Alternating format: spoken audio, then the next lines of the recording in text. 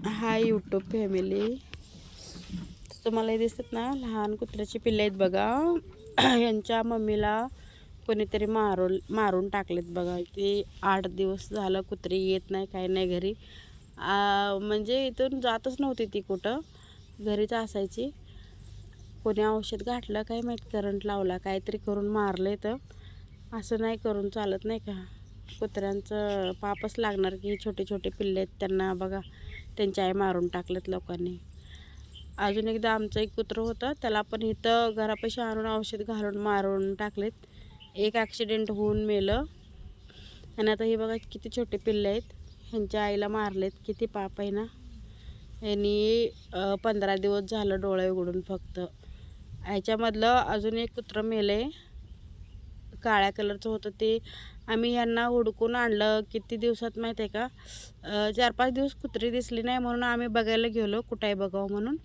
तर ती दिसलीच नाही आम्हाला. पण ही पिल्ली सापडली. ह्यांना आणून आम्ही ना दूध पाजून ठेवलं.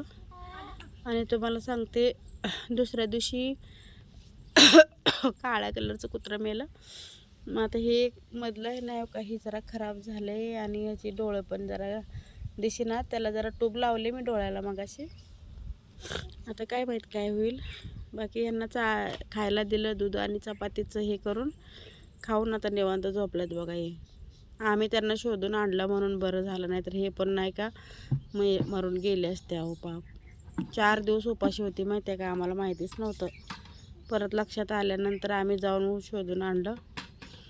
असं लोक निर्दयपणा करतात ना बघा की.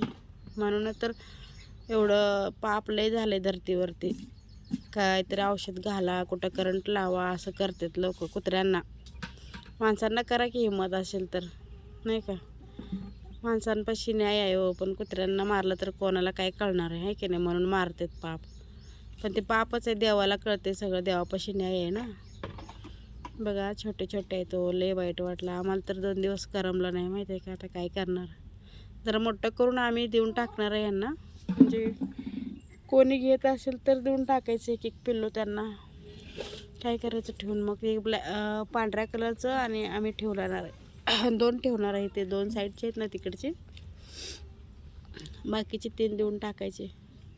असं चालू आहे. आता बघू, अजून लहान आहेत म्हणून मी दिले नाही कोणाला. जरा मोठे झाले ना देऊन टाकायचं. एवढं निर्दयपणा नाही करायचं लोकांनी ना. कशाला एवढं पाप करायचं. देव तर बघत बसले ना, माणसं बघत नसले तरी. ही लोक अशी वागतात ना, डोकंच माझं तरी हे होतं. काय करणार आता. आम्ही एवढं प्राण्यांना कधी एकदा आम्ही कोंबडीसुद्धा कापत नाही माहिती आहे का. एवढं जीव लावतो आहे आम्ही. आणि लोक असे करतात की साधं कुत्रं मार, हे मार, ते मार. लय वाईट वाटते हो. काय करणार आता. काय बघू आता, जगेल तेवढं जगेल, जगवायचं आता. आमचं तर प्रयत्न चालू आहेत जगवायचं. पण आता काय माहिती मधलं पिल्लू मरते का काय.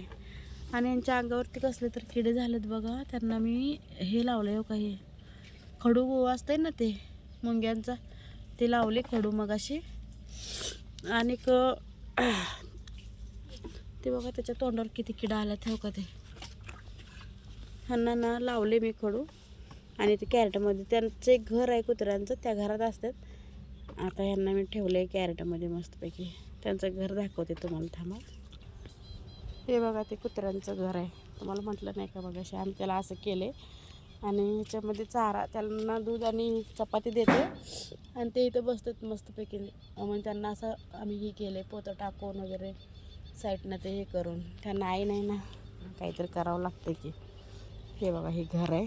साड्या वगैरे बांधलं साईडनं, थंडी वाजू नये म्हणून. आणि इथं बसतात ना म्हणून मग हे पोतं वगैरे लावून असं पॅक करून ठेवलं आहे. बघा हे घर त्यांचं.